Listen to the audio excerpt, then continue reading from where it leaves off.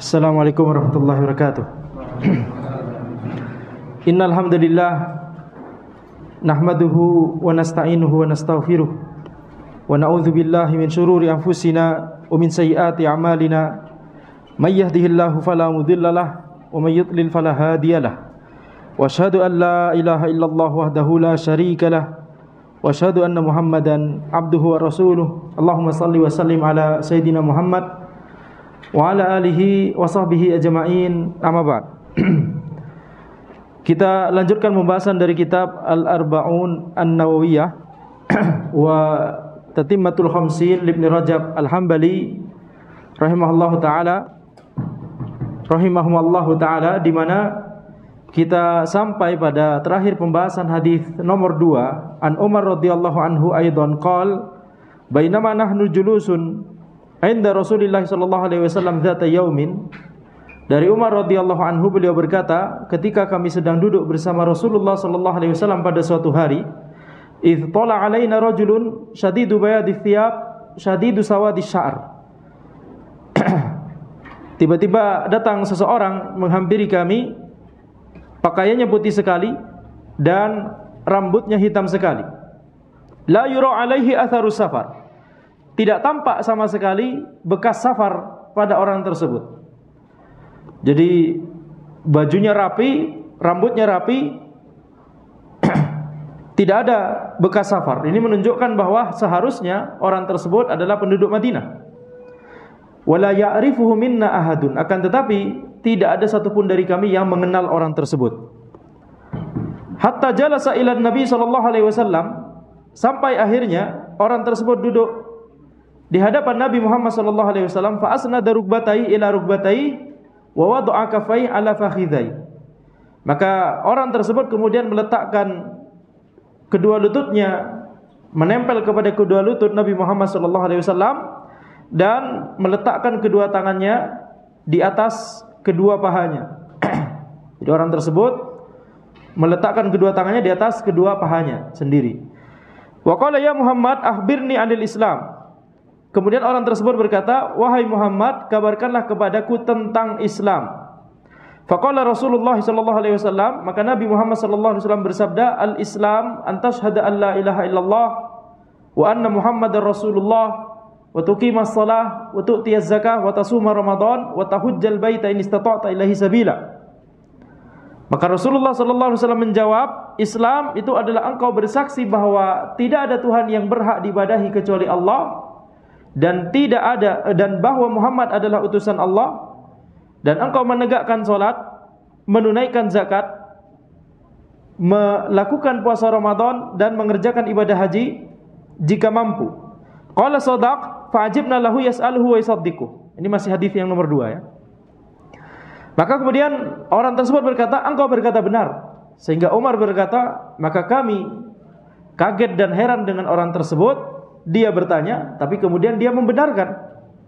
Qala fa akhbirni 'anil iman. Kemudian orang tersebut berkata, kabarkanlah kepadaku tentang iman. Maka Nabi Muhammad sallallahu alaihi wasallam menjawab, antu'mina billah wa malaikatihi wa kutubihi wa rusulihi wal yaumil akhir wa tu'mina bil qadar khairihi wa syarrihi. Engkau beriman kepada Allah, kepada malaikat Allah, kepada kitab-kitab Allah, kepada rasul-rasul Allah, kepada hari akhir, dan engkau beriman kepada qadar baiknya ataupun buruknya. Qala shadaq. Qala fa akhbirni 'anil ihsan. Orang tersebut berkata, engkau berkata benar. Kemudian dia melanjutkan, kabarkanlah kepadaku tentang ihsan. Kemudian Nabi Muhammad sallallahu alaihi wasallam bersabda, anta abudallaha ka'annaka tarah fa in lam takun tarah fa innahu yarak. Engkau beribadah kepada Allah seolah engkau melihatnya, seolah engkau bisa melihat Allah, dan jika engkau tidak bisa melihatnya maka ketahuilah bahwa Allah melihatmu. Qal fa akhbirni 'anis sa'ah. Kabarkanlah kepadaku tentang hari kiamat, kata orang tersebut. Kemudian Nabi Muhammad sallallahu alaihi wasallam menjawab, mal mas'ulu anha bi'alama minas sa'il. Yang ditanya tidak lebih mengetahui daripada yang bertanya. Kemudian orang tersebut melanjutkan, fa akhbirni an amaratiha. Kabarkanlah kepadaku tentang tanda-tanda kiamat. Kemudian Nabi Muhammad sallallahu alaihi wasallam bersabda, antalidal amatu rabbataha wa antaral hufatal uratal alata ri'asha yatatawaluna fil bunyan. Engkau melihat antalidal amatu rabbataha. Engkau melihat ada seorang budak wanita melahirkan tuannya. Dan bahwa engkau akan melihat orang-orang yang tidak beralas kaki, tidak memakai baju, dan menggembala kambing, saling berlomba-lomba satu sama lain dalam mendirikan bangunan yang tinggi. Fantalaqa falabithtu maliya, thumma qala ya Umar atadri manis sa'il? Qultu Allah wa rasuluhu a'lam. Maka kemudian orang tersebut pergi dan kami tetap duduk di situ, kata Umar, aku tetap duduk di situ. Kemudian Nabi Muhammad SAW bertanya, wahai Umar, apakah engkau mengetahui siapakah orang tersebut yang bertanya? Maka Umar radhiyallahu anhu menjawab kepada Nabi Muhammad SAW, Allah wa rasuluhu a'lam. Allah dan Rasulnya lebih mengetahui. Kemudian Nabi Muhammad SAW menjawab, fa innahu Jibril atakum yu'allimukum dinakum. Sesungguhnya dia adalah Jibril mendatangi kalian untuk mengajarkan agama kepada kalian. Hadis yang panjang ini telah kita sebutkan di pertemuan sebelumnya, yakni ketika Ramadan kemarin, bahwa ini adalah ummus sunnah, ya, bahwa hadis ini adalah ummus sunnah, induknya as-sunnah. Karena hadis ini mencakup intisari dari seluruh sunnah Nabi Muhammad SAW. Sebagaimana Al-Fatihah disebut Ummul Kitab, karena surah Al-Fatihah mencakup intisari dari keseluruhan kandungan dari Al-Quranul Karim. Maka terakhir kita membahas tentang rukun iman, yaitu kandungan-kandungan dari rukun iman. Kita murojaah sedikit sebelum kita lanjut materi kita, ya. Rukun iman waktu itu belum selesai, tapi kita murojaah dari awal. Jadi yang pertama adalah iman kepada Allah Subhanahu wa taala. Kita beriman kepada Allah dengan cara meyakini keberadaan Allah. Meyakini keberadaan Allah Subhanahu wa taala. Ya, tidak seperti yang dilakukan oleh orang ateis yang tidak mengakui keberadaan Allah Subhanahu wa taala. Kemudian kita ringkas saja, ya. Kemudian aspek berikutnya yang harus kita lakukan supaya kita memiliki keimanan kepada Allah, kita harus mentauhidkan Allah Subhanahu wa taala. Kita harus mentauhidkan Allah dengan 3 kategori tauhid: tauhid rububiyah, tauhid uluhiyah, dan tauhid asma wa sifat. Yang ketiga kategori ini diambil dari dalil, dan di antara dalil ada satu ayat yang mencakup ketiga kategori tersebut seluruhnya, yaitu firman Allah Subhanahu wa taala, Rabbus samawati wal ardi wa ma bainahuma fa'budhu wastabir li'ibadatihi hal ta'lamu lahu samiyya. Ya, Rabbus samawati wal ardi wa ma bainahuma. Allah Subhanahu wa taala adalah Rabbnya langit dan bumi dan apa yang ada di antara keduanya. Fa'budhu, maka beribadahlah kepada Allah. Wastabir li'ibadati, dan bersabarlah dalam beribadah kepada Allah. Hal ta'lamu lahu samiyya, apakah engkau mengetahui ada yang semisal dengan Allah Subhanahu wa taala, ada tandingan kepada Allah Subhanahu wa taala. Jadi ayat ini mencakup ketiga kategori tauhid. Rabbus samawati wal ardi wa ma bainahuma. Allah adalah Rabbnya langit dan bumi dan apa yang di antara keduanya. Ini menunjukkan bahwa Allah Subhanahu wa taala itu memiliki tauhid rububiyah, bahwa Allah Subhanahu wa taala adalah Rabbnya langit dan bumi, bahwa Allah Subhanahu wa taala adalah yang menciptakan, yang mengatur alam semesta ini, yang menghidupkan dan mematikan, yang memberikan rizki, yang memberikan manfaat dan madarat. Maka ini semua adalah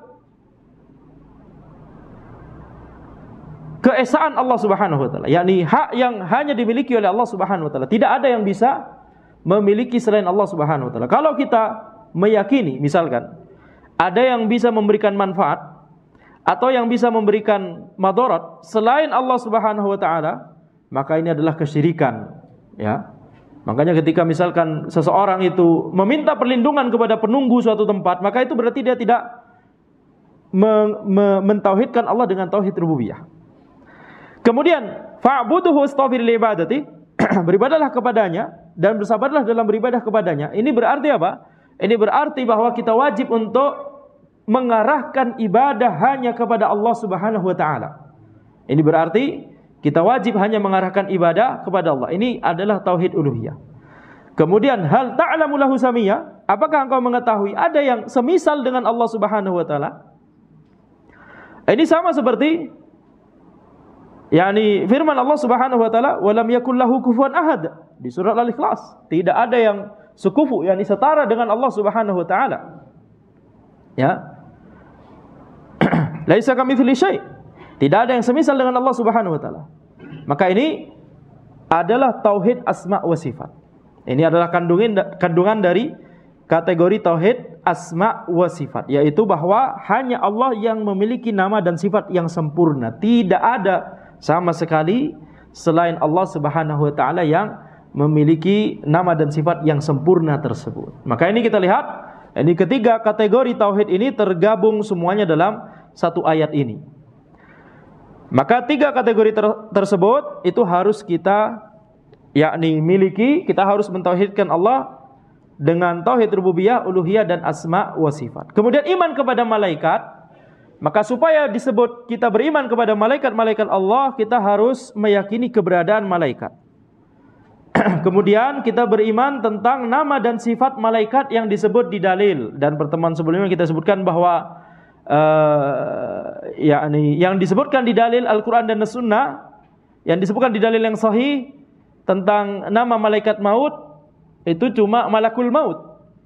Adapun nama Israel, maka itu dari riwayat Israiliyat. Adapun Jibril, Mikail, Israfil, Ridwan, Malik, Munkar, Nakir, maka ini disebutkan di dalil yang sahih dan bahkan disebutkan di Al-Qur'anul Karim, ya. Sebagiannya. Taib. Kemudian kita juga harus beriman tentang amalan-amalan malaikat tersebut, yakni tugas yang Allah tugaskan kepada mereka. Ada yang bertugas untuk menyampaikan wahyu seperti malaikat Jibril alaihissalam, kemudian ada yang ditugaskan untuk menurunkan hujan, malaikat Mikail, ada yang ditugaskan untuk meniup sangkakala seperti malaikat Israfil, ada yang ditugaskan untuk mencabut ruh yaitu malakul maut, ada yang ditugaskan untuk menjaga surga yakni Ridwan, ditugaskan untuk menjaga neraka yaitu Malik. Kemudian Munkar Nakir ditugaskan untuk bertanya di alam kubur. Ada juga malaikat yang ditugaskan untuk meniupkan ruh ke janin yang telah berusia 4 bulan 120 hari dan kemudian menuliskan rizkinya, ajalnya, dan apakah dia akan menjadi orang yang beruntung atau sukses atau celaka, ya, di dunia dan di akhirat.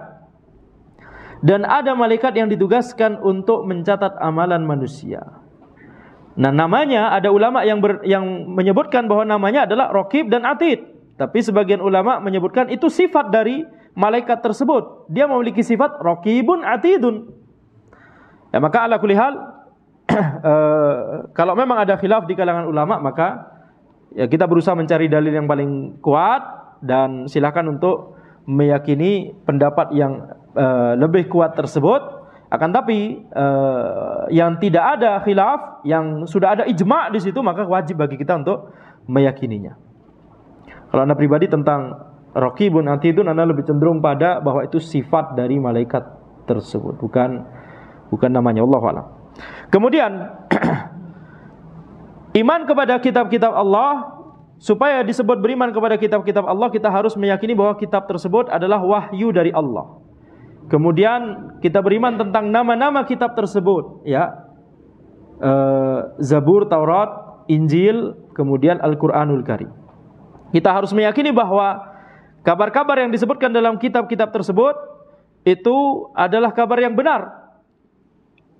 Ya, adalah kabar yang benar. Sebagaimana firman Allah Subhanahu wa taala, wa tammat kalimatu rabbika sidqan wa adla. Telah sempurna kalimat Rabbmu sebagai kalimat yang benar dan juga adil. Kalimat yang benar dan juga adil. Yang di dalam Al-Quran, setiap ayat yang ada di dalam Al-Quran antara berupa khobar atau amr, antara berupa kabar atau perintah. Kalau berupa kabar, maka itu adalah kabar yang benar, sidqa. Dan kalau itu berupa perintah, maka itu adalah perintah yang adil, wa adla. Wa tammat kalimatu rabbika sidqan wa adla. Kemudian kita juga harus mengamalkan apa yang diperintahkan dalam kitab-kitab tersebut. Tapi karena kita adalah umat Nabi Muhammad SAW, maka kita diwajibkan untuk mengamalkan Al-Qur'anul Karim. Adapun kitab-kitab sebelumnya, maka telah digantikan oleh Al-Qur'anul Karim. Kemudian beriman kepada Rasul-Rasul Allah. Kita meyakini bahwa aspek-aspek yang harus kita miliki supaya kita disebut beriman kepada Rasul-Rasul Allah. Yang pertama adalah kita harus meyakini bahwa Allah mengutus para nabi dan rasul. Mereka diutus oleh Allah Subhanahu wa taala seluruhnya. Ya, wa laqad ba'atsna fi kulli ummati rasulan ya'budullah wajtanibut taghut. Yaitu sungguhnya kami telah mengutus kepada setiap umat seorang rasul yang semua rasul tersebut menyerukan ubudullah wajtanibut taghut. Beribadahlah kalian kepada Allah dan jauhilah taghut. Kemudian kita juga harus beriman tentang nama-nama nabi dan rasul tersebut. Ya, kita harus beriman tentang nama-nama yang disebutkan di dalil yang sahih. Ya, ada 25 nama yang disebutkan. Adapun sisanya dari 25 ada 124.000 nabi dan rasul. Berarti banyak sekali yang tidak disebutkan, ya. Kita imani secara umum bahwa mereka adalah nabi dan rasul yang diutus oleh Allah Subhanahu wa taala. Kemudian kita harus, aspek ketiga, kita harus membenarkan dan mengamalkan syariat yang diwahyukan kepada Rasulullah sallallahu alaihi wasallam.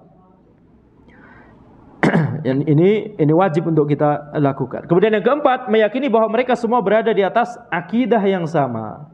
Akidah para nabi dan rasul semuanya sama. Mungkin syariatnya berbeda, akan tapi semua akidahnya itu sama. Kemudian kita masuk beriman kepada hari akhir. Iman kepada hari akhir, yakni kita meyakini bahwa akan ada hari di mana semua amalan manusia itu akan ditanyai, akan dipertanggungjawabkan. Jadi kita harus mengimani rentetan-rentetan dari apa yang akan dilalui oleh manusia ketika setelah dia meninggal dunia. Ini belum kita jelaskan di pertemuan sebelumnya, ya, tapi karena waktu terbatas, kita ringkas saja penjelasannya. Jadi kita harus mengimani tentang fitnah kubur. Fitnah kubur itu adalah pertanyaan yang akan ditanyakan oleh Munkar dan Nakir kepada orang di alam kubur, orang yang baru saja dimakamkan. Ketika orang-orang yang mengantarkan ke kuburan tersebut, mereka itu pergi, maka Munkar dan Nakir akan menanyakan 3 pertanyaan kepada orang tersebut. Maka kita harus meyakini bahwa ada pertanyaan tersebut. Man rabbuk wa ma dinuk wa man nabiyyuk. Siapa Rabbmu, apa agamamu, dan siapa nabimu. Ini namanya fitnah kubur. Para ulama bertanya, apakah 3 pertanyaan ini juga ditanyakan kepada nabi dan rasul ketika mereka meninggal dunia? Maka para ulama berbeda pendapat.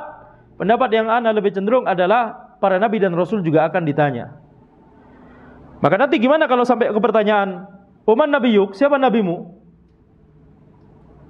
Jawabannya apa kira-kira? Ana. Ya, itu juga bagian dari ujian yang diberikan oleh Allah Subhanahu wa taala. Apakah dia yakni mengakui bahwa dia selama ini diberikan wahyu oleh Allah Subhanahu wa taala dan menyampaikan wahyu tersebut. Jadi, itu bagian dari ujian.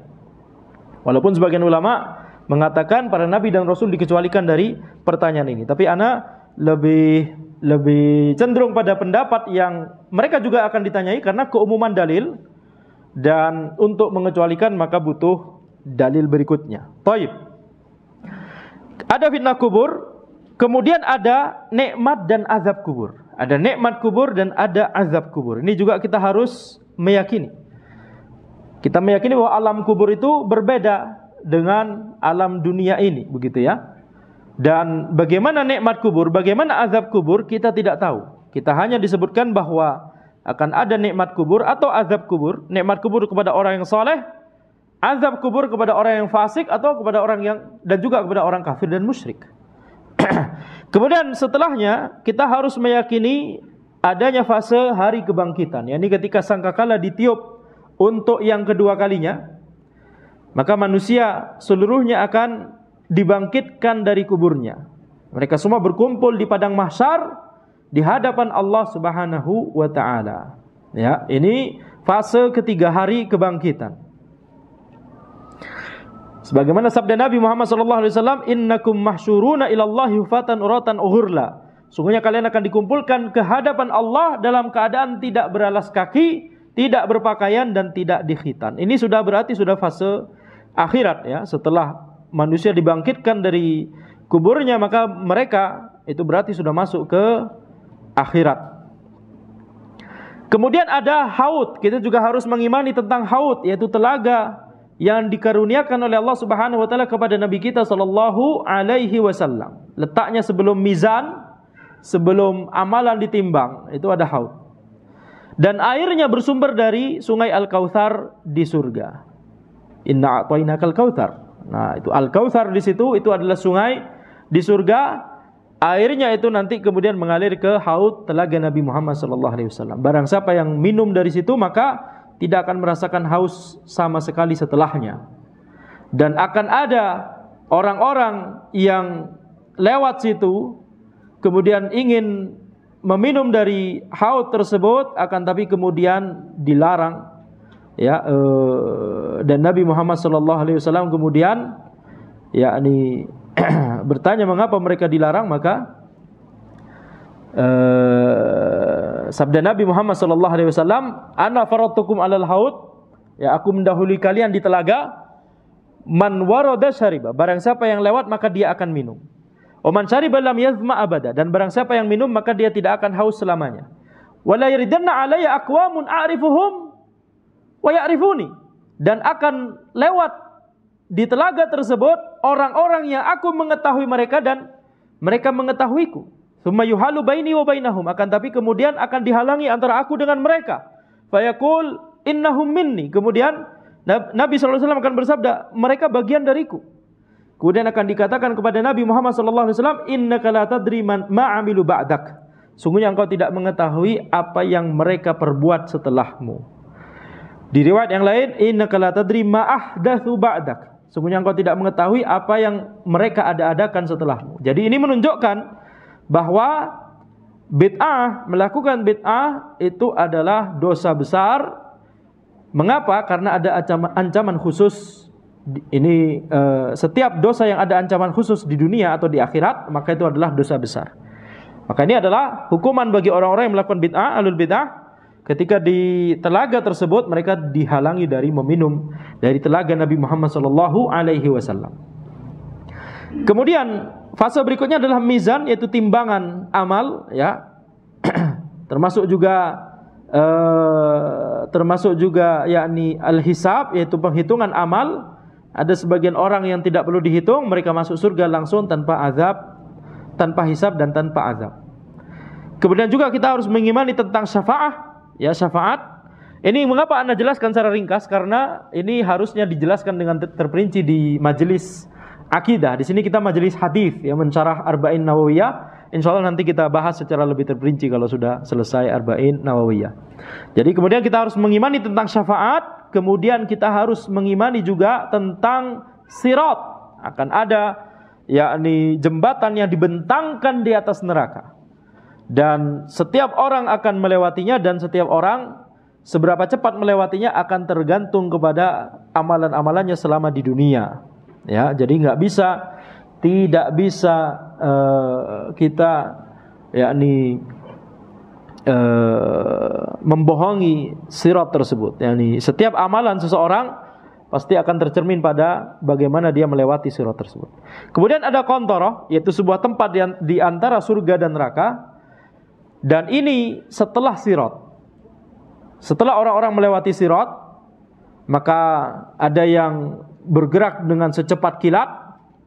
Ya, jadi sirat itu adalah jasr yang dibentangkan di atas neraka jahanam, jembatan yang dibentangkan di atas neraka jahanam. Jembatannya licin, sangat menggelincirkan kaki yang lewat di atasnya. Terdapat kait-kait yang bisa menyambar dan menjerat secara tiba-tiba, memiliki ujung yang runcing dan bengkok. Kemudian sebagian mukmin ada yang menyeberanginya dengan kedipan mata, secepat kedipan mata, ada yang secepat kilat, ada yang secepat angin, ada yang secepat kuda, secepat unta, tapi ada juga yang lebih lambat dari itu. Ada yang selamat darinya. Maka fanajin musallamun wa najin makhdusun wa makhdusun fi nari jahannam. Ada 3 kategori yang disebutkan oleh Nabi Muhammad SAW di sini, yaitu najin musallam. Itu orang yang selamat dari sirat tersebut dan selamat, tidak terkena goresan apapun. Tapi ada juga yang najin makhdus, yaitu orang yang selamat dari sirat tersebut, dia bisa menyeberangi sirat tersebut, tapi kemudian terkena goresan-goresan. Akan tapi kemudian ada makdusun finari jahannam, ada yang jatuh ke neraka jahanam. Nah, ini kalau misalkan dia itu ahlu tauhid, muslim, jatuh ke neraka, maksudnya berarti jatuh ke neraka secara sementara, nanti akan diangkat ke surga setelah mendapatkan azab secara sementara di neraka. Nah, orang yang berhasil melewati sirat maka akan sampai di qantharah, yaitu sebuah tempat di antara surga dan neraka. Tempatnya orang-orang itu akan saling melakukan qisas. Jadi kalau ada orang yang berbuat zalim kepada orang lain, di situ kesempatan bagi orang lain tersebut untuk membalas kezaliman orang lain yang melakukan kezaliman tadi. Ini namanya qantharah. Kemudian kita juga harus mengimani ada surga dan juga ada neraka. Ini fase-fase di hari akhir. Kemudian rukun iman yang keenam, iman kepada qada dan qadar. Itu adalah kita harus beriman tentang qada dan qadar, yaitu ketetapan Allah Subhanahu wa taala. Nah, supaya kita bisa beriman dengan keimanan yang benar tentang qada dan qadar, harus kita memiliki 4 aspek. Yang pertama adalah kita harus mengetahui bahwa kita harus meyakini bahwa Allah itu mengetahui segala sesuatu. Ya, ini pertama. Allah mengetahui segala sesuatu, baik yang umum ataupun yang terperinci, baik yang zahir ataupun yang batin, baik di seluruh waktu, baik dari zaman azali hingga zaman abadi. Abadi kita tahu maknanya, tidak ada akhirnya. Azali, tidak ada awalnya. Ini lawan dari abadi. Dari zaman azali hingga zaman abadi, Allah Subhanahu wa taala mengetahui segala sesuatu. Jadi ini yang pertama, aspek pertama supaya kita memiliki keimanan yang benar tentang qada dan qadar. Aspek yang kedua, kita juga harus meyakini bahwa semuanya itu telah dituliskan di Allahul Mahfuz. Semuanya telah dituliskan di Allahul Mahfuz. Semua yang akan terjadi, termasuk manusia, apakah nanti kesudahannya di surga dan neraka. Nah, di sini terkait hal ini banyak orang bingung. Ini gimana kalau misalkan ini saya sudah tertulis, apakah saya akan masuk surga atau neraka sudah tertulis di Lauhul Mahfuz. Maka mengapa saya harus beramal ibadah?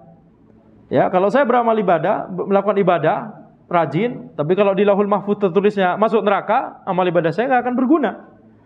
Tapi kalau misalkan saya nggak melakukan amal ibadah dan ternyata di Lauhul Mahfuz tertulisnya surga, saya akan masuk surga walaupun tidak melakukan amalan ibadah. Jadi kesimpulannya apa? Ngapain kita melakukan amalan ibadah? Ya, maka ini adalah pemahaman yang salah. Kenapa? Karena apa yang tertulis di Lauhul Mahfuz itu bukan dalam rangka memaksa orang untuk melakukan sesuai dengan yang ditulis di situ. Yang tertulis di Lauhul Mahfuz itu menunjukkan bagaimana Allah Maha mengetahui apa yang akan terjadi hingga hari kiamat, hingga di akhirat, hingga zaman yang tidak ada ujungnya. Allah mengetahui seluruh segala sesuatu. Jadi Allah memberikan kita pilihan dan Allah mengetahui apa yang akan kita pilih. Malam ini misalkan kita punya pilihan, Allah memberikan kita pilihan. Allah memberikan kita kehendak, tapi Allah juga memiliki kehendak dan kehendak kita di bawah kehendak Allah. Tapi kita memiliki kehendak. Kita punya pilihan, apakah malam ini mau tidur-tiduran aja di rumah atau mau mendengarkan kajian ke masjid, atau mau mendengarkan kajian sambil tidur-tiduran di rumah. Baik, maka ini pilihan ketiga ini nggak ada di zaman salaf ya. Zaman ini ada karena earphone, kemudian scroll, kajian ini aja lah. Habis itu rebahan. Ini gimana penuntut ilmu seperti ini? Ya, nggak akan masuk itu ilmunya. 5 menit kemudian langsung bubar ya, ketiduran. Maka kita lihat apa yang tertulis di Lauhul Mahfuz itu adalah cerminan bahwa Allah Maha mengetahui segala sesuatu, bukan dalam rangka memaksa. Makanya para ulama menyebutkan bahwa apa yang tertulis di Lauhul Mahfuz itu dalam rangka ikhbar, mengabarkan apa yang akan terjadi, bukan dalam rangka ijbar, memaksa untuk melakukan sesuai dengan yang dilakukan di situ. Tapi yang tertulis di Lauhul Mahfuz jelas pasti akan terjadi karena Allah Maha mengetahui dari sejak zaman azali apa yang akan kita pilih malam ini, amalan yang akan kita pilih malam ini. Bedakan ini ya. Bedakan antara memaksa dan mengabarkan bahwa ini yang akan terjadi. Baik. Kemudian aspek yang ketiga, kita meyakini bahwa semuanya tidak akan terjadi kecuali karena kehendak Allah Subhanahu wa taala. Tidak ada yang bisa terjadi di alam semesta ini kecuali atas izin Allah Subhanahu wa taala. Ya, itu yang tadi kita sebutkan, kehendak makhluk di bawah kehendak manusia. Manusia bisa berkehendak, tapi kalau itu tidak dikehendaki oleh Allah, itu tidak akan terjadi. Kemudian aspek keempat, kita harus meyakini bahwa Allah menciptakan segala sesuatu. Ya. Termasuk perbuatan makhluk. Perbuatan makhluk itu adalah ciptaan Allah Subhanahu wa taala. Sebagaimana firman Allah Subhanahu wa taala, "Wallahu khalaqakum wa ma ta'malun." Allah menciptakan kalian dan apa yang kalian lakukan. Jadi perbuatan makhluk itu ciptaan Allah Subhanahu wa taala. Tapi kita diberikan pilihan, kita mau memilih mana dari ciptaan Allah ini yang akan kita lakukan. Ya, ilustrasinya kalau misalkan di dunia manusia, ya, ini makanan dibuat oleh ibu kita, ada beberapa jenis makanan, tinggal antum pilih, antum diberikan pilihan, antum mau pilih yang mana. Tapi semuanya ini adalah buatan ibu kita, begitu ya. Itu ilustrasinya saja. Maka seluruh perbuatan makhluk itu adalah juga makhluk. Wallahu khalaqakum wa ma ta'malun. Karena ada sebagian orang menyimpang, misalkan Qadariyah dan Mu'tazilah mengatakan bahwa Mu'tazilah mengatakan bahwa perbuatan makhluk itu ciptaan dari makhluk. Perbuatan makhluk diciptakan oleh makhluk, bukan diciptakan oleh Allah Subhanahu wa taala. Jadi mereka menetapkan bahwa di alam semesta ini ada sesuatu yang bukan diciptakan oleh Allah tapi diciptakan oleh manusia, diciptakan oleh jin, diciptakan oleh malaikat, diciptakan oleh termasuk perbuatan binatang, kan binatang juga berbuat, betul tidak? Itu diciptakan oleh yang berbuat tersebut. Ajib ya. Maka ini adalah kesalahan besar dalam masalah kita, kesesatan. Taib, jadi itu 4 aspek yang harus kita yakini supaya kita bisa memiliki pemahaman yang benar tentang iman kepada qada dan qadar. Kemudian itu tentang rukun iman. Kemudian setelah itu malaikat Jibril, ternyata orang yang bertanya kepada Nabi Muhammad SAW tadi adalah malaikat Jibril. Malaikat Jibril kemudian bertanya kepada Nabi Muhammad SAW, apa itu ihsan? Ihsan itu adalah engkau beribadah kepada Allah seolah engkau bisa melihat Allah, dan jika engkau tidak bisa melihat Allah maka Allah melihatmu. Maka ihsan ini adalah tingkatan tertinggi. Tingkatan ketika seseorang itu tidak ada perbedaan pada dirinya, apakah dia bersendirian atau di hadapan orang lain, dia tetap akan melakukan amalan ibadah walaupun dia sendirian. Dia tetap akan meninggalkan keharuman walaupun dia sendirian. Kenapa? Karena dia seolah melihat Allah, ataupun kalau dia tidak bisa melihat Allah, karena memang manusia tidak akan bisa melihat Allah di dunia, maka Allah melihatnya. Maka ini adalah tingkatan yang paling tinggi dari keimanan seseorang, yaitu ihsan. Syekh Al-Utsaimin pernah ditanya, bagaimana caranya kita menuntut ilmu supaya kita bisa mencapai derajat tamayyuz, yaitu memiliki keistimewaan dibandingkan orang lain. Maka Syekh Al-Utsaimin hafizahullah taala, beliau mengatakan bahwa kita belajar dan menuntut ilmu itu bukan dalam rangka untuk istimewa di hadapan orang lain, akan tapi supaya kita mencapai tingkatan ihsan, supaya ilmu kita tersebut bisa mengantarkan kita kepada derajat ihsan. Taib, mungkin kita azan terlebih dahulu, kemudian kita lanjutkan dengan sejenak ya, setelah azan insyaallah taala.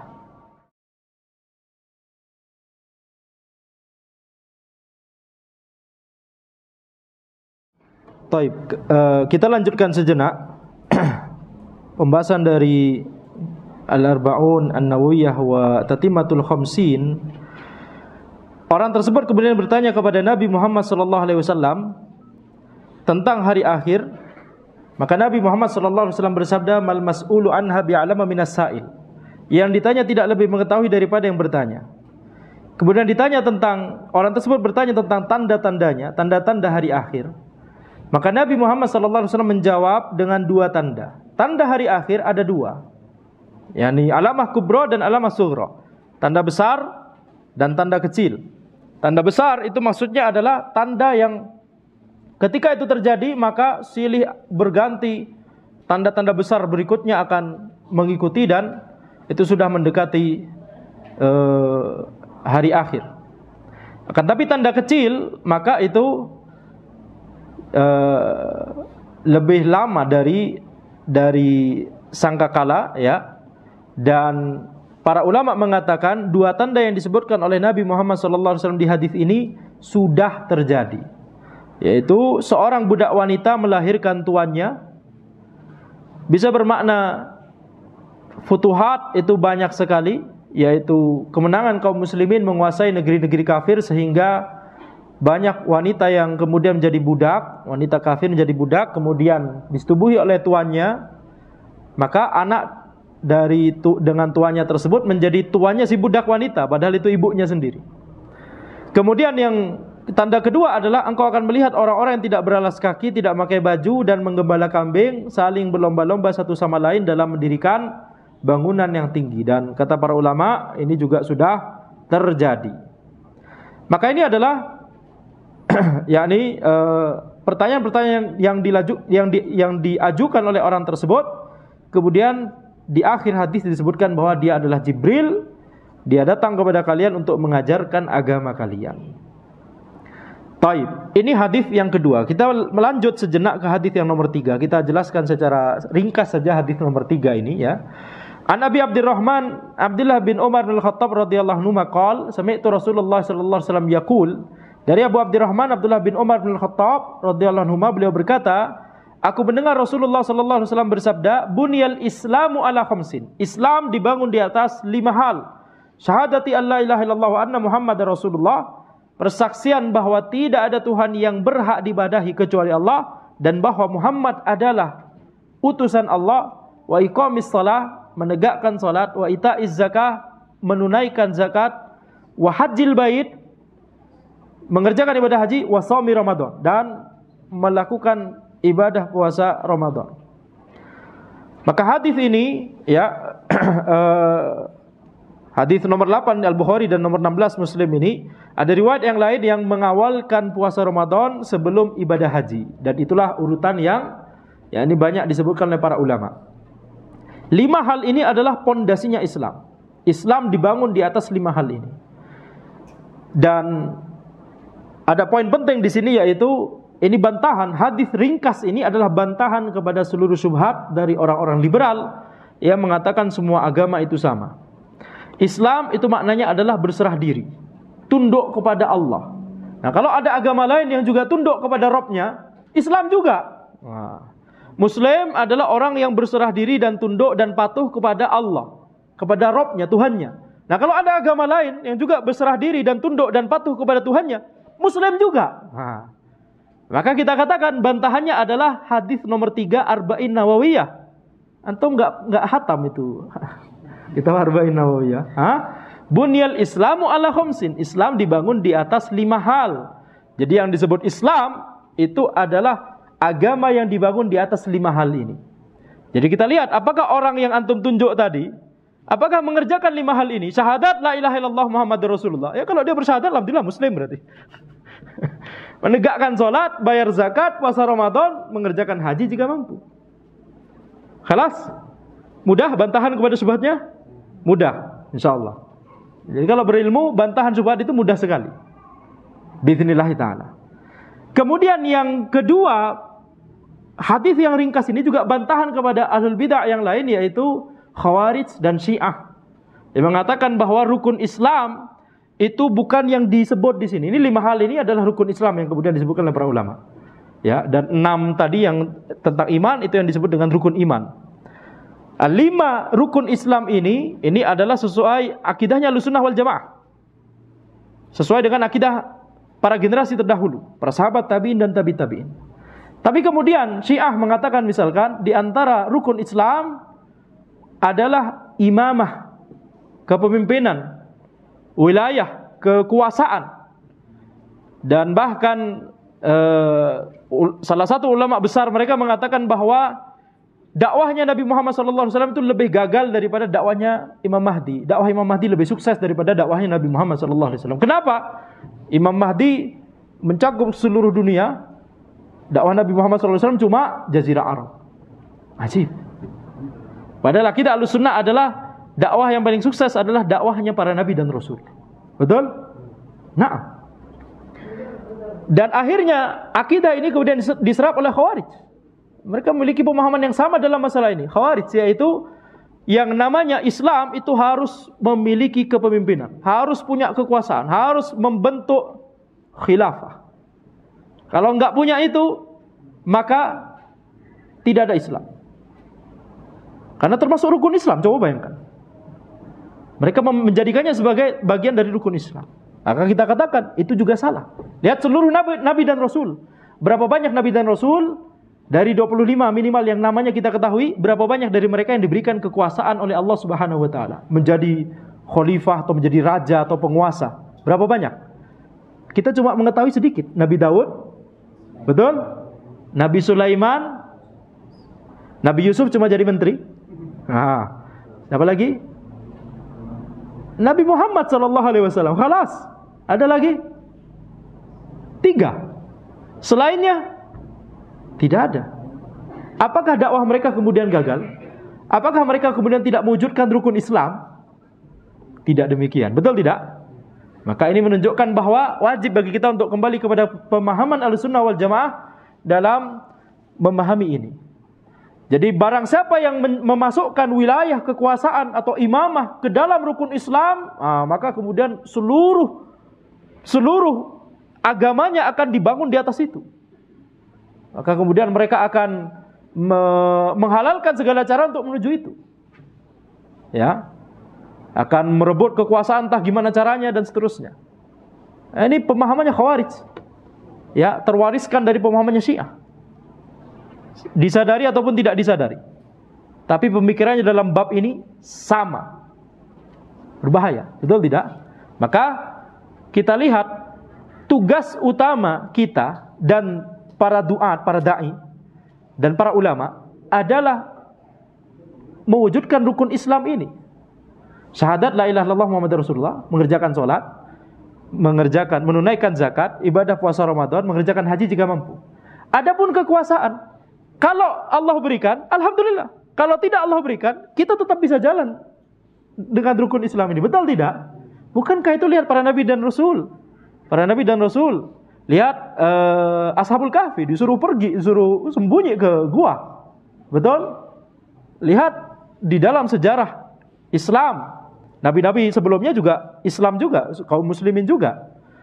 Maka kita lihat mereka yakni tidak menjadikan kekuasaan sebagai tujuan utama. Tapi kalau misalkan mereka diberikan kekuasaan, seperti Nabi Muhammad SAW tiba-tiba penduduk Madinah masuk Islam semua atau mayoritas masuk Islam, kemudian mereka datang ke Mekah, kemudian ke Aqabah, kemudian berbaiat Aqabah, kami ingin melindungimu wahai Rasul. Kenapa antum enggak ikut aja kami ke Madinah? Ya, kenapa antum masih di sini? Ke Madinah aja, kami akan berperang bersamamu. Itu berarti apa? Ini rezeki dari Allah Subhanahu wa taala. Betul tidak? Apakah Nabi Muhammad SAW menjadikan yakni menjadikan kekuasaan sebagai tujuan utama? Tidak. Maka kalau datang kekuasaan alhamdulillah, kalau tidak ada maka alhamdulillah, ya, tetap jalan dengan dakwah, tetap jalan dengan ilmu, tetap jalan dengan amal. Inilah akidah Ahlussunnah wal Jamaah. Kita tutup dengan 2 pertanyaan ringkas saja di sini ya. Bismillah, sallallahu alaikum Ustaz, izin bertanya, apakah gambaran azab kubur yang selama ini digambarkan oleh media-media yang tersebar belum tentu sahih? Media apa maksudnya ya? Maksud antum film-film aneh begitu atau atau misalkan di majalah yang membuat antum mendapatkan hidayah itu mungkin, kita mengetahui gambaran azab kubur dari dalil.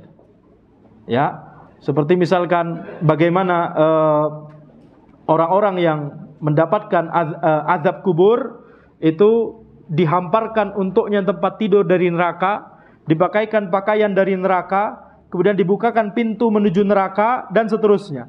Akan sampai kepadanya hawa panas dan angin panas dari neraka. Nah, ini kita tahu dari dalil. Tapi maksud ana adalah, ya, karena disebutkan tadi bahwa azab kubur kita belum mengetahuinya. Maksudnya adalah kita nggak mengetahui hakikatnya.